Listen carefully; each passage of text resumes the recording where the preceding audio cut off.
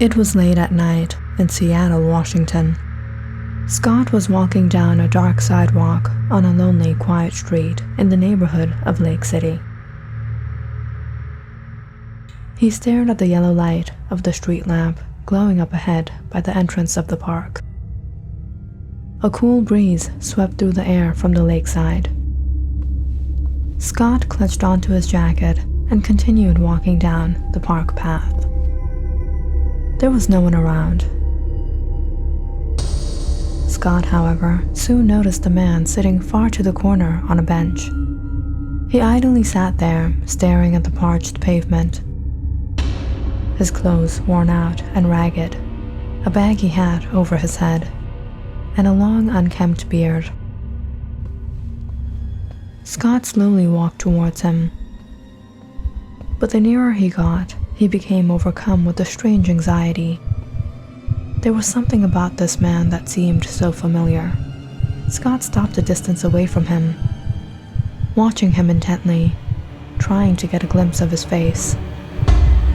But when the man turned his head to Scott, he was shocked, staring at none other than himself. No, how could this be?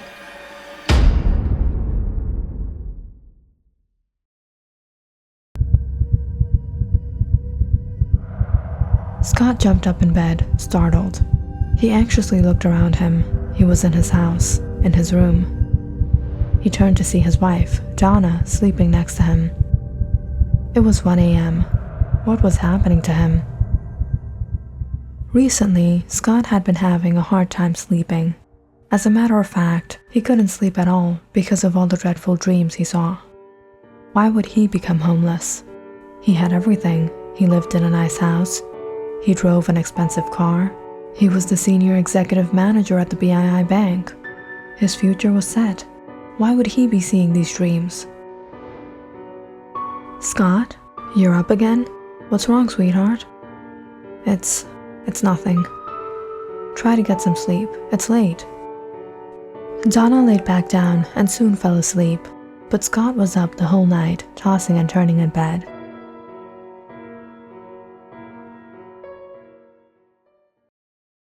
The morning rather came with relief. Passing these sleepless hours of the night had become suffocating. After dropping off their son to school, Scott was to drop off his wife at the mall before he would go to work. On the way, they stopped at a drive-thru to order breakfast. As Donna spoke out the window, Scott suddenly caught sight of a homeless man standing to the corner of the parking lot. Why do these people come to places like this? He shrugged as he impatiently waited for their order and stepped on the gas as soon as the cashier handed them their bag. Homeless people have really increased around here, haven't they? Well, there has always been many in the city. Yeah, but not in this neighborhood. I never used to see these kind of people around here. Why, did you see someone? Yeah, back at the drive-thru. He was staring at us. Scott had recently become fed up with these people. He hated when he crossed paths with them, but it seemed that wherever he went, he somehow spotted a strange homeless man oddly staring at him. And it was just a few days later, while Scott and Donna were out running some errands at the market,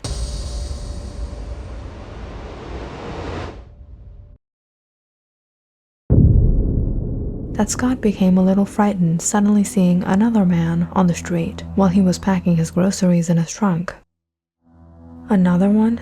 Donna, did you see that strange man? Where? As Scott shut the trunk, Donna peered ahead and spotted the man.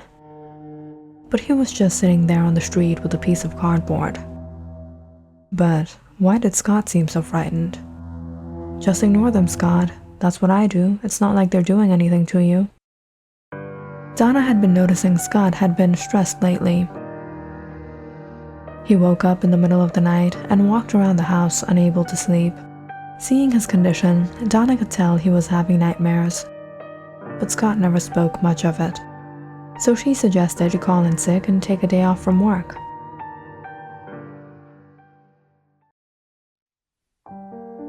I made your favorite, and after this, let's go out and take a walk by the lake. The fresh air will be good for you, she said, serving breakfast. but just as she handed Scott his coffee and looked at him, she was a little surprised by his new look. "Wow, you look nice. I like the stubble. It suits you." "Thanks."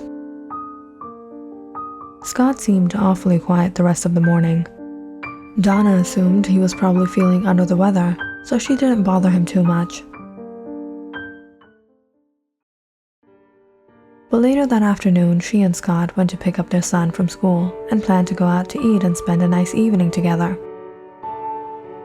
But when they reached the schoolyard, watching all the elementary students line up outside, Donna spotted their son and was about to go pick him out of the crowd.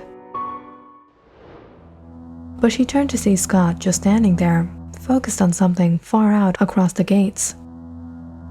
"What are you looking at? Is everything okay?" "That strange man." "Scott, again? Where? I don't see anyone." Scott shook his head, still roaming in his thoughts. "Leave it. It was nothing." Donna was becoming a little worried seeing Scott's condition. She had never seen him like this. Now, it was like all he could speak of were all these homeless people in the neighborhood. She tried to divert his mind as much as she could. But it had been a few weeks now. Scott hadn't been sleeping much, and the incidents only continued.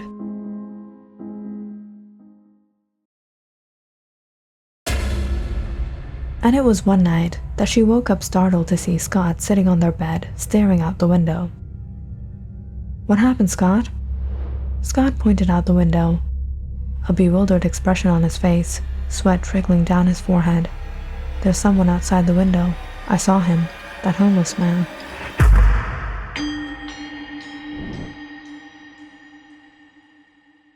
Donna got out of bed and drew the curtains. "Scott, there's no one outside. This insomnia is making you sick. This is why you've been seeing things, because of the lack of sleep." Scott sighed as he reached for the glass of water on the nightstand. "I think maybe you should visit a therapist," Donna suggested. But without speaking to her, Scott laid back down. "I just need a few hours of rest. That's it." Donna didn't like where all this was going. The next morning, she called up Scott's mother. Maybe she could give her some advice. "Hello, Donna. How is everything? How's Kyle?" "Kyle and I are fine, Mom, but Scott isn't so great. He's been behaving a little odd lately. It's like he can't sleep at all. He keeps on talking about seeing homeless men. I was wondering if you would know of maybe a childhood trauma he went through. He seems frightened by something." "Oh, you know how he is. He's always been greedy. Now that he's making all this money, he's probably afraid of losing it all." "I know, but it's all getting out of hand. He hasn't been sleeping in weeks now, and he's having nightmares." "Why don't you take him to a therapist?" "Yeah, I think that's what I'm going to do." So that week, Donna convinced Scott to attend an appointment. However, the visit didn't benefit them at all, except for the sleeping medications the doctor prescribed. And in the following days, Scott's condition only continued to worsen. It seemed that he didn't care for anything anymore. "Scott, are you growing out your hair too?" But Scott just sat there without saying anything. He just leaned back on the couch and aimlessly watched TV.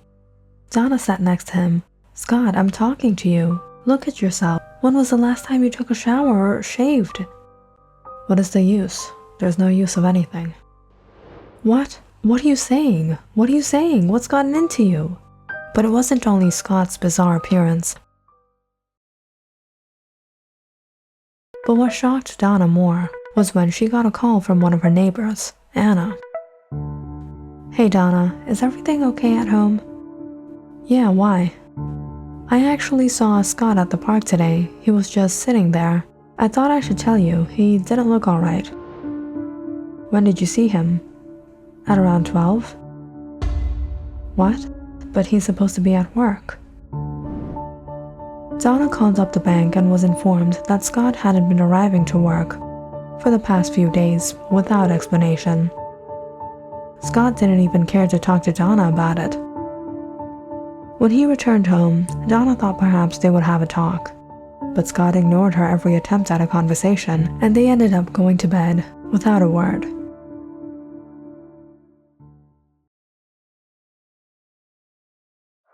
As the days continued, it was on one night that Donna woke up to find Scott wasn't in bed. It was almost 2 a.m. She hurried out and checked the house, but he wasn't home. Donna had a strange suspicion she knew where he was. She wore her jacket and hurried out to the neighborhood park a few blocks away. This late at night, no one was outside, no one was in the park. But she spotted Scott sitting there on the bench. She walked up to him and shook him. "Scott, what are you doing? Why are you here? What is wrong with you? Why are you behaving like this? Scott, talk to me." "I can't sleep." "Well, this isn't the solution. Come on, let's go home." Rather forcefully, Donna had to bring Scott back home that night. In the coming week, she tried to counsel him. She took him to the therapist again, but nothing worked to bring sense into him. He stopped going to work. He didn't care for himself. It was almost like he had suddenly started living the life of a homeless man, while he had everything. He had a place to live, he had money, he had a car, he had a family.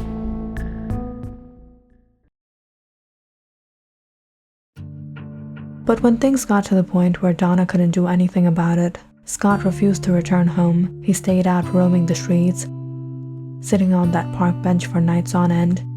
Donna knew she had to come to a decision. "Things can't go on like this, Scott. I don't know what's gotten into you, but I can't do this. I can't let you ruin our child's future. It's best we separate." After Donna had taken their son and left Scott, he only went into a darker zone in his life. He stopped returning home in totality and spent his days, nights, out on the park bench in that condition. As he sat there all alone, sitting to the howling winds, watching the leaves roll across the ground, he suddenly heard footsteps walking his way. He turned to see, out of the darkness, a man walked up to him. The strange, homeless man. "You?" Scott recognized this man. It was a face he would never forget. It was almost 6 months from now, before this all started, when Scott was doing good in his life. When everything was going well for him, he experienced something devastating on a night just like this. Scott was returning home late from work. It was on a quiet road. All the stores and shops had closed. Scott had slowed down the car, seeing the yellow light, when all of a sudden a homeless man rushed in front of his car and knocked on his window. Scott screeched to a stop. Scott turned to see 2 other men walking up behind him. He didn't want any trouble. He knew how these people were. So he pressed on the gas, but before he could cross over, he was stopped by the red light again. The homeless man ran after his car and began knocking on the window as the 2 others followed him. But Scott impatiently waited for the traffic light, ignoring him.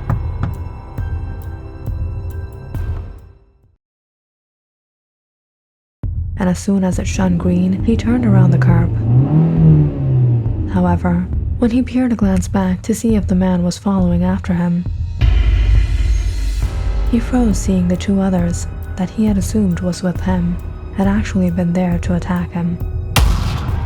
Seeing them begin hitting the man as he fell to the ground, Scott nervously raised his speed and drove off. He had a hard time sleeping that night. And the following morning, while he was watching the news, he anxiously stared at the same man's picture flashing on the screen. A homeless man was found lifeless in a street fight last night on 89th Street in Baker Avenue. Police are investigating the case. However, it seems the identity of the culprit remains to be a mystery. Scott knew who was responsible for this. It was him. That night, the man had desperately asked him for help for his life. Scott had been shallow. He had been inhumane. He treated him like his life had no importance, like he wasn't a man at all, just because he was homeless. He was to blame for his death. And today, Scott himself was in that very condition. Sitting on the park bench all alone in the middle of the night, Scott stared at the man in guilt and remorse. "I'm sorry."